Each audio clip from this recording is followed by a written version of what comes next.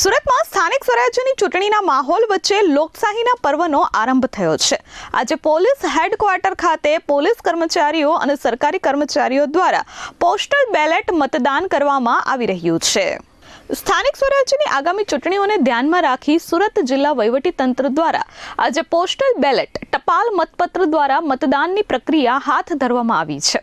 ચૂંટણીની ફરજમાં રોકાયેલા કર્મચારીઓ પોતાના મત અધિકારનો ઉપયોગ કરી શકે તે માટે સુરત પોલીસ હેડક્વાર્ટર ખાતે આજે વિશેષ મતદાન વ્યવસ્થા કરવામાં આવી છે। આજે સવારે 9 વાગ્યાથી મતદાન પ્રક્રિયાનો વિધિવત પ્રારંભ થયો હતો।